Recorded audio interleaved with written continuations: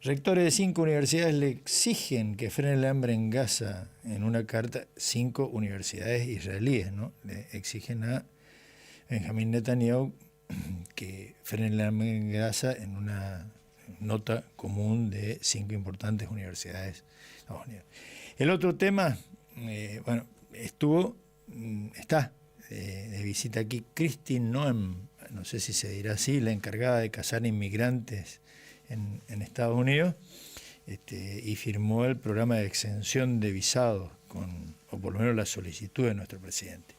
Y don Donald Trump le dio 10 días, creo que 10 o 12 días a su amigo Boris Yeltsin para terminar 10 o 12. Boris Yeltsin, estoy loco. Era niño yo cuando estaba Boris Yeltsin a Putin para llegar a un acuerdo de alto el fuego con Ucrania. Para que nos saque de toda esta locura lo tengo a Alfredo López Rita directamente de Washington. ¿Cómo anda, don Alfredo? ¿Qué tal, Tito? ¿Cómo estás? Buenas tardes. Vos nunca le mandaste una carta a Yeltsin, ¿no? Mira, no le mandé, no llegué a mandar una carta, pero bueno, soy contemporáneo de esa época, así que le gustaba mucho el tenis a Yeltsin, ¿sabías? Ah, no. Mira vos. Fanático del tenis. De hecho, ya después, retirado en una época, andaba muy bien un jugador ruso, que a lo mejor te acordarás, o los que les gusta el tenis se acordarán, que era Yevgeny Kafelnikov. Ah, Kafelnikov. Entonces, cuando jugaba Kafelnikov, lo iba a ver, y de hecho, inclusive me acuerdo que por Copa Davis, Argentina fue a jugar con Gaudio, a Moscú, y estaba ahí solía estar siempre en las tribunas Yeltsin. Mirá, ya no habrá jugado porque tenía un abdomen bastante prominente, por lo menos en la foto cuando lo conocíamos. Bueno, en una de esas por ahí. Era el menor de los problemas que tenía, ¿no? Pues hay historias muy tragicómicas respecto de los problemas con el alcohol y demás, ¿no? Ah, sí, también con el alcohol, sí. Bueno, capaz que era el alcohol lo que le generaba la panza, igual que a Churchill, pero... Puede ser. Hay una frase muy graciosa en la película, no me acuerdo si era El discurso del rey, no, o era la de Gary Oldman, excelente, la noche, el momento más oscuro, ¿no? La noche más oscura, el momento más oscuro, me parece que se llamaba, que se juntan con el rey, y el rey le pregunta a él, estaban almorzando en el contexto de guerra, le dice, ¿cómo puede ser que usted esté todo el día fumando y tomando? Y es la práctica, dice. Claro. porque le dice algo así, ¿cómo puede ser que esté todo el día fumando y bebiendo y no está destruido? Y es la práctica que tengo. No está, no está alterado, no está al revés, justamente. No gracias. Estaba borracho, no nada, sí, el tipo estaba a cero. Cultura alcohólica, que le dicen. Y bueno, era inglés. Y sí. No, yo conozco a alguna gente de esa que le toma y no le hace nada,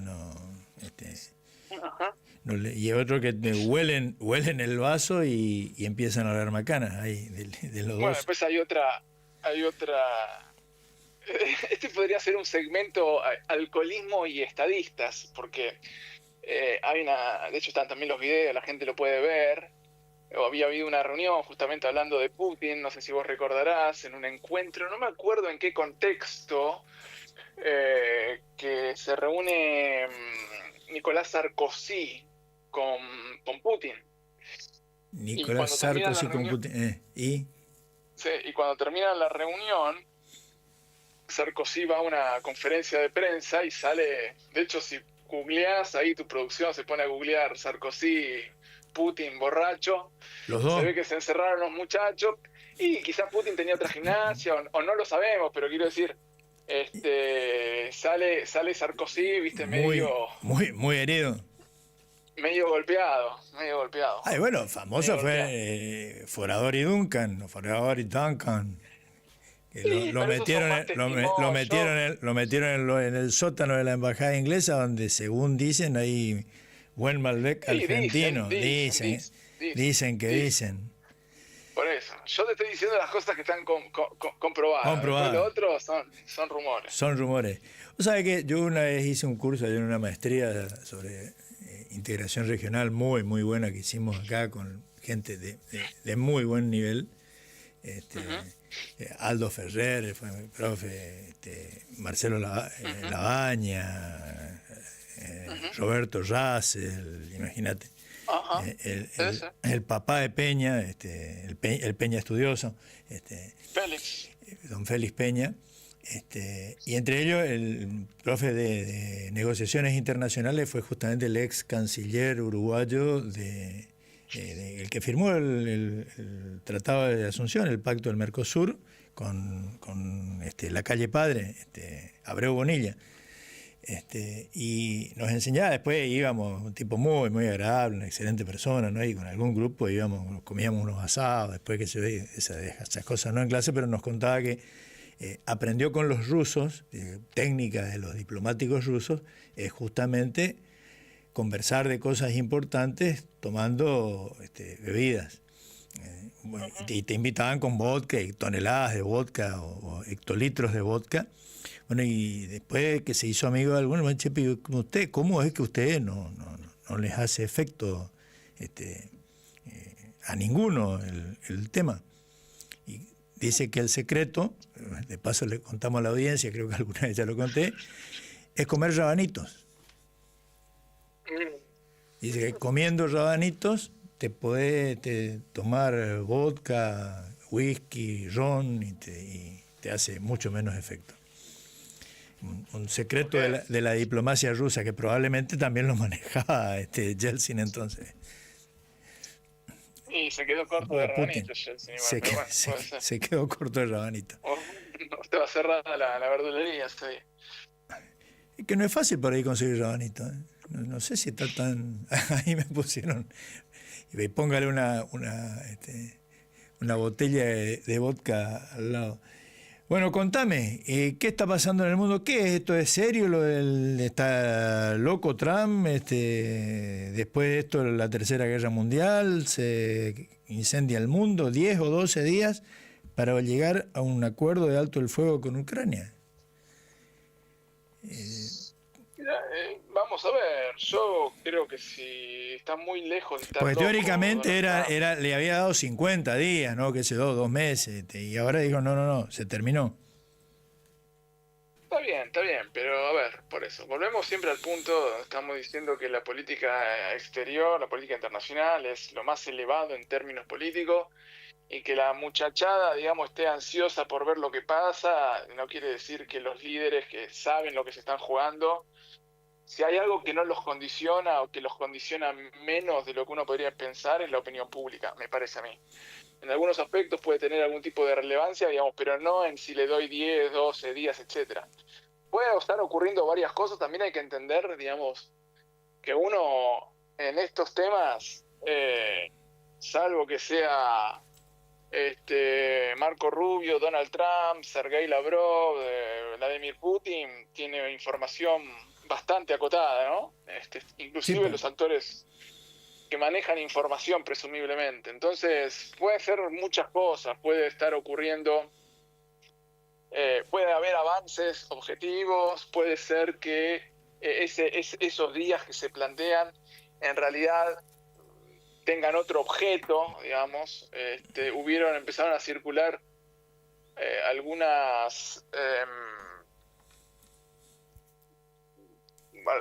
algunos correvidiles vinculados más que nada al rol y al tiempo fuera que le corre a Volodymyr Zelensky. Digamos, son muchas las cosas y los rumores que de alguna manera circulan. ¿Cómo es eso del tiempo, el tiempo que le corre a Zelensky? ¿Está también al borde de la catástrofe Zelensky interna? Mira, a mí me da la sensación que los únicos que están manteniendo a Zelensky como si fuese el Cid campeador, ¿te acordás, no? Digamos, sí, ya sí. Muerto el Cid, iba montado, cabalgaba, conduciendo, cabalgaba. Bueno, me parece que es más que nada un actor, digamos, apuntalado por la Unión Europea, que la Unión Europea en estos días también resolvió bastante bien, digamos, los acuerdos en materia comercial con los Estados Unidos. Entonces digo, hay que ver, si hay una figura que de alguna manera está bastante tironeada y cuyo rol histórico, por decirlo de alguna manera, ya ha sido cumplido, es el de Zelensky. Por eso te digo que Zelensky no se mantiene por Pero sí y mismo. tiene, ¿qué dicen los analistas de política europea? Y no sé si hay algún especialista en Ucrania, en política interna de Ucrania. ¿Hay otra figura como Zelensky capaz de mantener la guerra, de hacer todo lo que hace el personaje también extravagante que es Zelensky, ¿no? El problema acá, y esto engancho un poco, vos te acordás cuando Trump le dice en la Casa Blanca, usted es un dictador, Sí, o lo pues sí, insinúa, sí. bueno, El escandalete ese fue verdaderamente... Claro, pero más allá del escandalete, digamos, acá el plazo de gobierno, digamos, el periodo presidencial de Zelensky ya venció. Sí, pues, claro. Ucrania tendría que haber ido a elecciones. Ahora, es razonable que en un contexto de guerra, digamos, y vos lo sabés porque sos un abogado formado en estos temas, digamos que el dictador en Roma Sí, pues. era aquella persona, que es distinto el dictador del tirano, es distinto el dictador del déspota. El dictador es aquel que asume el poder en un contexto, en un interregno, en un contexto totalmente excepcional. Exactamente. Entonces es comprensible y el espíritu, digamos, parafraseando a Montesquieu, el espíritu de las leyes, digamos, sería que en un contexto de esas características, bueno, la autoridad continúe, digamos, en el contexto de guerra entre Ucrania y Rusia. Ahora, es cierto que la cosa no pareciera, digamos, se va estirando sin un desenlace en apariencia que de alguna manera precipite los acontecimientos, y en ese mientras tanto la figura de Zelensky se va diluyendo. Ahora, ¿por qué? Digamos, más allá de si hay o no hay reemplazo, que lo hay, porque hay actores, el problema en Ucrania es que Ucrania ¿Y qué no se hizo, te puede ir a pregunto, elecciones. qué se hizo de, ¿cómo se llamaba? Yanukovych era Yanukovych, sí, el Víctor antecesor, Yanukovych, que era bien y otro prorruso, ¿no? Poroshenko. Claro, Yanukovych está exiliado en Rusia, pero después tenías a Poroshenko. a Poroshenko. Bueno, pero a ver, déjame cerrar esta idea, porque no puede haber elecciones en Ucrania, porque el hecho de que haya elecciones en Ucrania implica, por defecto, por default, reconocer la ocupación rusa. Claro. Es decir, ¿cómo va a ir el gobierno, el Estado ucraniano a poner las urnas al Donbass? Sí, pues. ¿Entendés? Entonces, está completamente tironeado y eso no puede ocurrir. Entonces va a haber, de alguna manera, el llamado a elecciones implicaría tácitamente reconocer la ocupación rusa sobre el territorio ucraniano. Entonces la cosa es bastante más compleja de lo que digamos, se ve acá, lejos, que sí. por eso te digo que se llega a un límite donde estos actores son de segunda, de tercer orden, y efectivamente vamos a ver qué es lo que pasa entre Rusia y Estados Unidos, donde hay un Trump que me parece que está deseoso de empezar a tener algunos resultados un poco más concretos y nos vamos al segundo escenario, y lo mencionaba vos rápidamente con el tema del planteo de las universidades, en particular contra el gobierno de Netanyahu, etcétera, lo que está pasando en Gaza. Digo, bueno, hoy salió Trump diciendo, y que lo diga Trump como diciendo, miren, no pueden ocultar esto, ¿no? Hoy salió Trump muy concreto a decir... no es una hambruna, no es una hambruna, no es una hambruna, es mala nutrición. Si la traducción que hicieron acá es correcta, hay un titular por ahí, no hay hambruna, hay mala nutrición, dice. Una cosa de loco realmente. ¿Así lo dijo? No, ahora no recuerdo exactamente, pero digo, me parece que no cambia, digamos, lo que está diciendo ahí, le está diciendo a Netanyahu, esto ya escaló a un nivel donde nosotros no lo vamos a dejar pasar y nosotros ya vamos a comprometernos en asistir, en brindar asistencia humanitaria. Cuando Trump ni bien llegó, una de las primeras cosas que hizo, como vos sabés, es revertir toda la intervención americana en materia de ayuda humanitaria. Entonces acá está, de alguna manera, diciendo, esto sí requiere No, para mí, por el contrario, ese anuncio que él hace, en primer lugar, le está marcando la cancha, está diciendo, esto está pasando, no lo oculten más. Básicamente lo dijo, ustedes no pueden, no me acuerdo la expresión que utilizó, pero dijo, no, esto no se puede obviar, no se puede callar. En segundo lugar, dijo, vamos a comprometernos mucho más en la ayuda humanitaria. Y en tercer lugar, pero que en realidad es lo primero, porque a esto quería ir cuando cerré Ucrania-Rusia y me vengo para acá, es que empieza a ocurrir que Trump necesita dar... No, ahora vos sabés que estoy revisando y el titular ese que había, que se contradice con el otro titular que había leído. Hay situaciones reales de hambruna en Gaza, hay una verdadera hambruna, y hay que solucionarla, sí. Yo entiendo los reparos que muchos pueden tener contra... Está muy bien. Yo te digo, digo esto no porque tenga que hacer una manifestación de mis simpatías, que no las tengo, pero digamos, Trump hoy por hoy es un factor mucho más ordenador de lo que muchos creen en el escenario político internacional. Y casi que te diría que es un tipo que esos escenarios los está moderando mucho más de lo que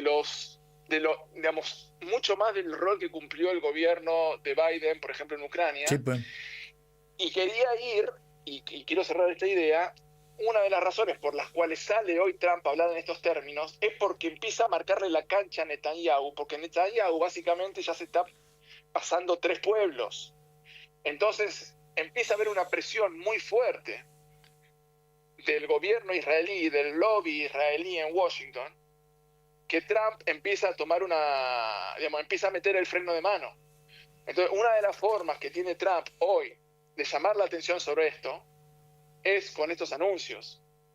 Entonces, yo por el contrario, me parecen muy como, más allá de lo oportuno, que ya directamente el presidente de los Estados Unidos haga mención expresa de esto, de lo que pasa en Gaza, fundamentalmente marcándole la cancha al gobierno israelí, más allá de los exabruptos y las barbaridades que está llevando adelante el gobierno israelí, sino porque Estados Unidos, el gobierno de los Estados Unidos, el gobierno de Donald Trump, está notando que se está viendo arrastrado por el gobierno de Israel en el conflicto en Gaza.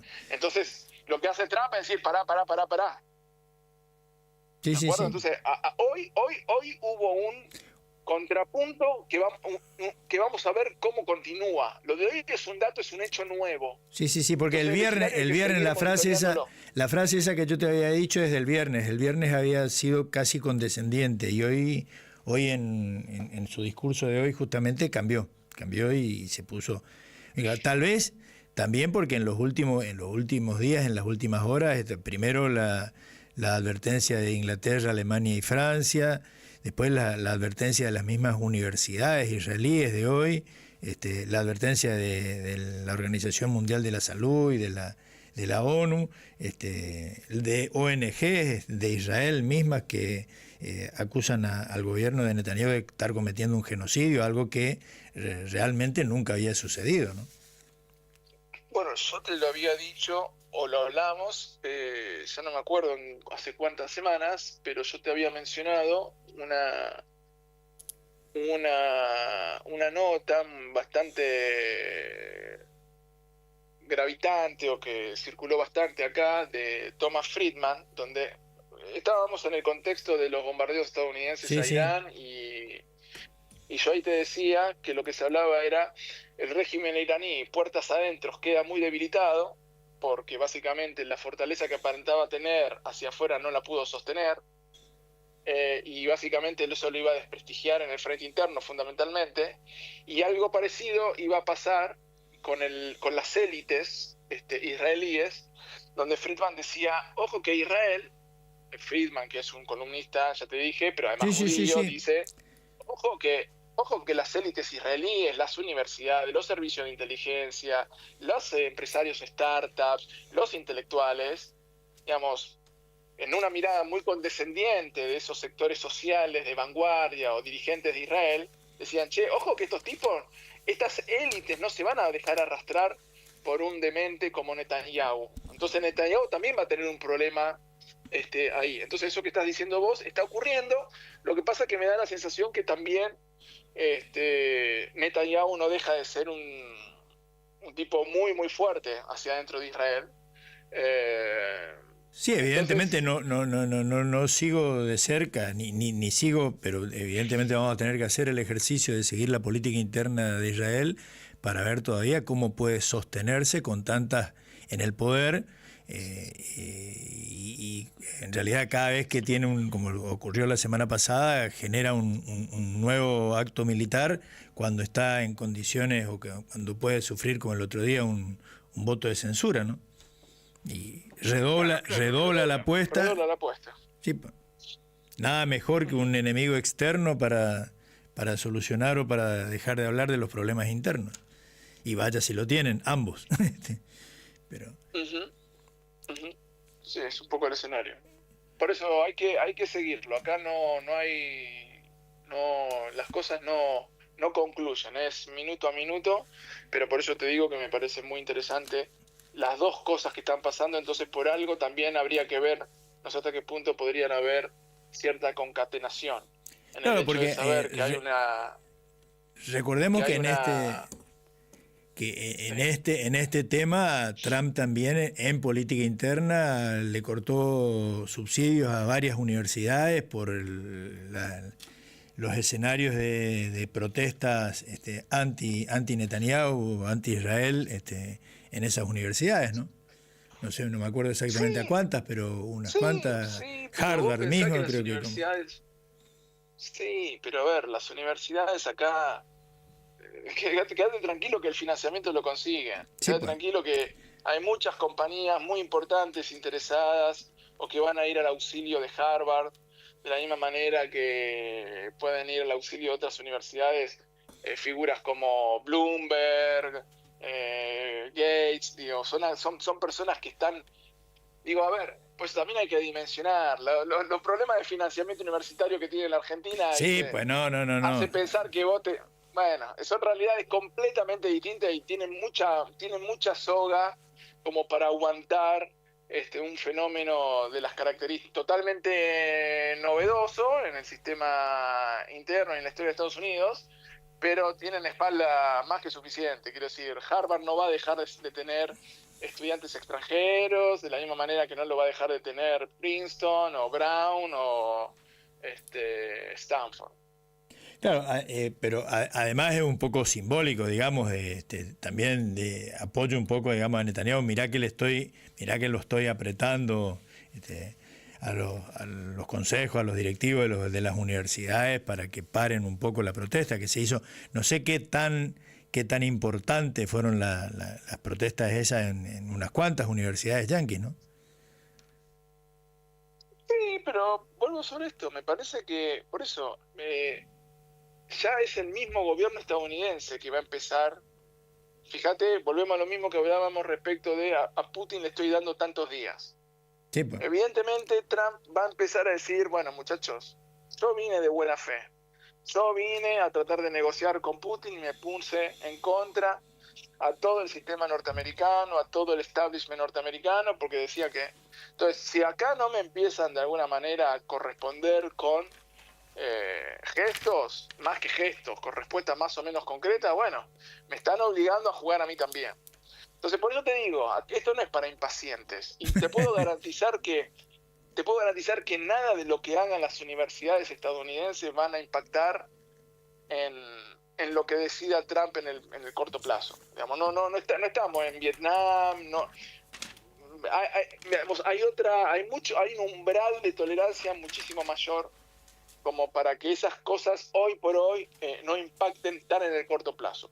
Habrá que ver después, con el tiempo, siempre hay, parafraseando a Nicolás Taleb, un cisne negro, que vaya a saber cómo puede de alguna manera reordenar la configuración del escenario. Pero hoy por hoy, digamos, pensar lo que pasa o deja de pasar en las universidades o en determinados sectores de la cultura, a mi juicio, es lo que yo más o menos sigo, sirve para que lo miremos en los medios, pero no altera ni de cerca la orientación política del gobierno estadounidense en los temas que está encarando. Y en lo interno, ¿cómo está Trump? No, me da digamos, hace poco de hecho salió los números de inflación, una inflación, ahora no me acuerdo, creo que le daba anual 2 y pico, con una tasa de desempleo menor de la que esperaban, producto, digamos, justamente de las medidas arancelarias y demás. Ah, eso. También lo mismo, no, todavía, digamos, no hay elementos que... Me parece que está... de alguna manera el diseño que está llevando adelante Trump, o el diseño, o la instrumentación de las medidas arancelarias, etcétera, son medidas que de sostenerse van a tener impacto en el mediano, en el largo plazo, no es algo que va a ocurrir en lo inmediato. Es algo muy interesante que requeriría, digamos, de una dedicación y un estudio que yo espero poder hacer. Tengo algunas ideas, digamos, para algún artículo en lo sucesivo, digamos, pero sobre sobre lo siguiente, cuando Trump asume en el Capitolio, él hace una referencia a McKinley, presidente McKinley. Sí, sí. Que McKinley fue un presidente que a priori uno diría pasa por debajo del radar respecto de los grandes presidentes de los Estados Unidos: Roosevelt, Nixon, Lincoln, Kennedy, Adams, Jefferson.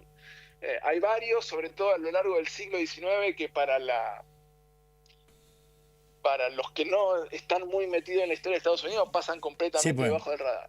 Como Polk, por ejemplo, que es uno de los más grandes presidentes de todo Estados Unidos, fue solamente 4 años, fue un tipo interesantísimo. Pero uno de ellos es Garfield, otro. Pero uno de ellos es McKinley. McKinley fue el presidente que Trump dice fue un gran presidente y fue un gran empresario, dice él.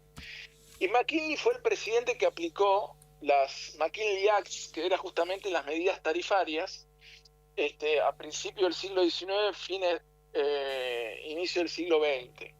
Y fue McKinley el que de alguna manera se hace con Filipinas, fue McKinley el que apoya la independencia cubana para de alguna manera sacar a España del área de influencia.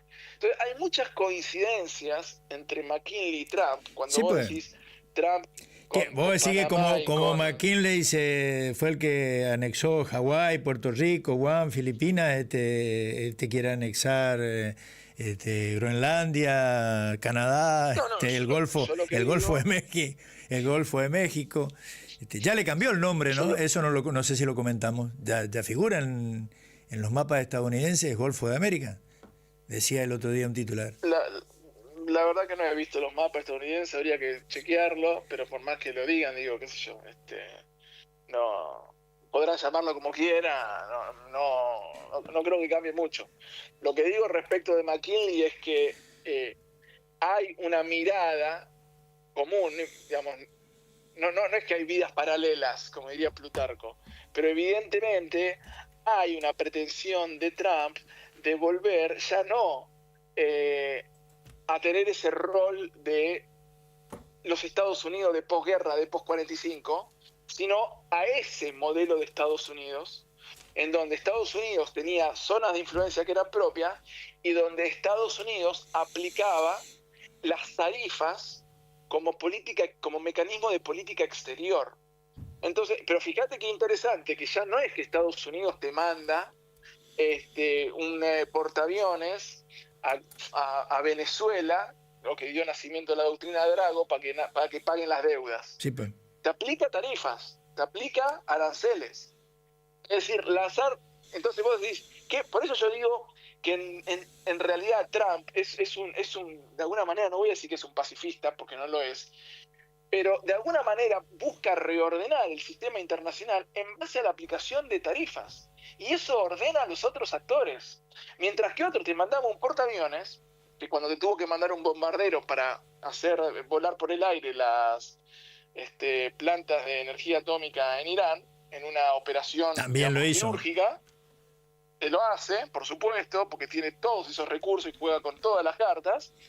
Lo cierto es que el tipo está llevando adelante un reordenamiento del sistema internacional en base a la aplicación, digamos, cuando muere McKinley, porque es uno de los 4 presidentes que es asesinado, asume Theodore Roosevelt.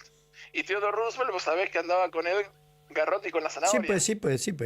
Lleva Bueno, una entonces, sonrisa en los labios y un gran garrote en las manos. bueno, entonces todo ese proceso hay que revisarlo, o hay que volver, para de alguna manera, yo me parece que quizás uno, viste, piensan en Trump como no sé qué, como en el mejor de los casos, Reagan o un neofascista. Bueno, me parece que hay mucho más para entender a Trump y el actual gobierno estadounidense en ese periodo histórico que te estoy señalando, Sí, y en sí. esas figuras, que en otros actores, que me parece que si uno quiere buscar fascismo en cualquier lado, bueno, quizás nos vamos a quedar un poco cortos. Sí, no, es que, el discurso, a ver cómo decir, desembosado y poco diplomático de Trump se condice con el discurso de los presidentes de Estados Unidos de esa época, justamente, ¿no? Un lenguaje crudo, poco diplomático. Lejos de un Roosevelt, o lejos de un Kennedy, o lejos de... ni que creo que después... Siempre... No sé, sí. ni Reagan creo que no usaba frases así grandilocuentes, agresivas, como... No sé, no Que había recuerdo. otra cortesía, pero a ver, esto también es una cierta ficción jurídica, el hecho de pensar que son, y voy a ser cruel y crudo con el análisis, pero bueno, lo hablabas la vez pasada, te escuché con este otro excelente internacionalista que es Franco Luchetto, que recibiste Sí, la sí, semana pasada, excelente. que sabe mucho. Pretender creer que se puede sentar de igual a igual el presidente de Surinam con el presidente de los Estados Unidos, No, pues no. bueno, es algo que no va. Entonces, uno puede decir, ¿qué tal, señor presidente? Buenos días, señor presidente. Que está bien, podemos salvar la forma, pero no va. Y cuando, a lo largo de la historia, ¿cómo te pensás que cuando Napoleón victoriaba en Austerlitz, en Baden, y venían el príncipe de Austria o de Prusia o de Rusia, entraban de rodillas a la carpa? Sí, pues. Entonces, en todo caso, después reconstruimos. Pero, digamos, la forma de ejercer el poder, porque vos hablabas ahí de Richelieu, de estos grandes hombres de Estado, era de esa manera. Entonces, me parece, y lo que estamos viendo, de alguna manera, eso que vos mencionabas hace un rato, que ocurrió y que va a quedar en la historia, la humillación de Trump-Vance a Zelensky en el despacho, en el Salón Oval, era algo que no tengas ninguna duda que pasa muy a menudo, solamente que no están las cámaras. El problema ahí fue que estaba... ¿Vos decís que Trump alguna vez maltrató a otro jefe de Trump, Estado? cualquiera. No, pero No con Trump. lo que Trump le hizo a Zelensky me parece que ya no es de esta época. Digo, no sé. Pero yo lo que creo es que esas cosas ocurren cuando en esos despachos, cuando no están las cámaras. Ah, bueno, sí. Sí, o en lo efectivo ocurre sin que te hagan, digamos, sin que hagan eso, te aplican sanciones económicas. Bueno, pero creer que podemos volver o estamos volviendo a la diplomacia a las cañoneras es medio duro, no sé. Yo creo que estamos yendo a una época en donde toda vez que hay varios actores que gravitan de manera muy relevante, ya lo hemos dicho, en sus respectivas áreas de influencia, esos actores son pares entre sí. El trato que se van a dispensar Donald Trump con Xi Jinping, con Modi, con Putin, va a ser un trato de iguales. Sí, pues. El trato que cada uno de esos les va a dispensar a aquellos que están dentro del área de influencia va a ser por la buena o por las malas. Bueno, esperemos que a Trump ya no se le ocurra la práctica de Alejandro VI, ¿no? ¿Te acordás? que no hace falta. Hacer entrar a sus invitados arrodillados y de espaldas.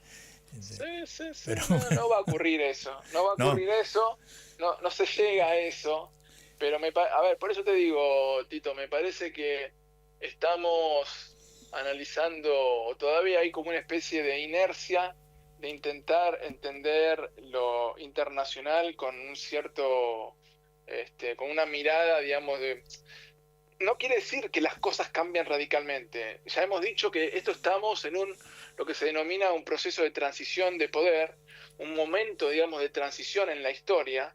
Entonces es bastante comprensible y natural que convivan en este periodo distintas formas, distintos actores, etcétera. Convive lo nuevo con lo viejo, convive las formas de cortesía con las formas más vulgares, digamos. Ahora, todo esto ya ha pasado a lo largo de la historia, ¿sí? Ya lo hemos visto, lo hemos hablado también respecto de cómo en determinado momento de la historia aparecían liderazgos carismáticos, muy populares, que se los denominaba demagogos, pero que en realidad eran dirigentes que eran o bien de la aristocracia, o bien, digamos, de sectores acomodados, que de alguna manera ejercían el poder sobre el sistema con mucho respaldo popular, y normalmente estos demagogos eran personas que son descritos por la historia o por los historiadores como personas violentas, vulgares, ordinarias.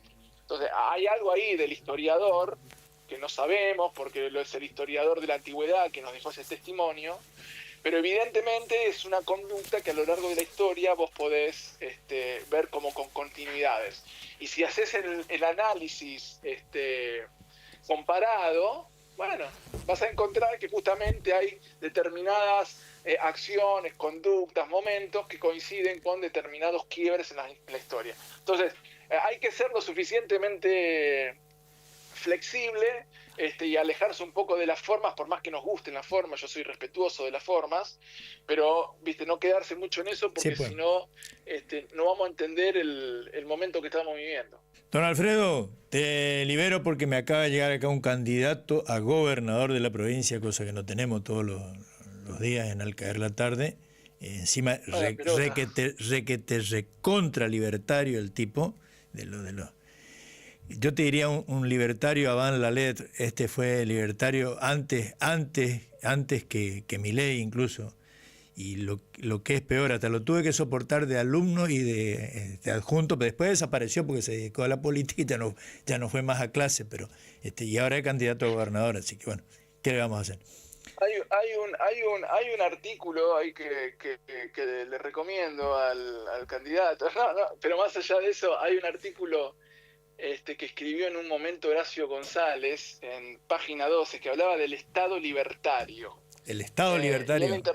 El Estado libertario, si lo googleás lo vas a encontrar porque está en página. Ahora va a estudiar porque... Hace años que no leo página, pero me acuerdo que estaba y se llamaba el Estado libertario, y él entendía que todos los mecanismos, que a diferencia del Estado como un mecanismo de la clase burguesa, etcétera, y que es opresor y que es el de los propietarios de los medios de producción. Un mecanismo de dominación al servicio de la clase dominante, como diría don Carlitos Marx.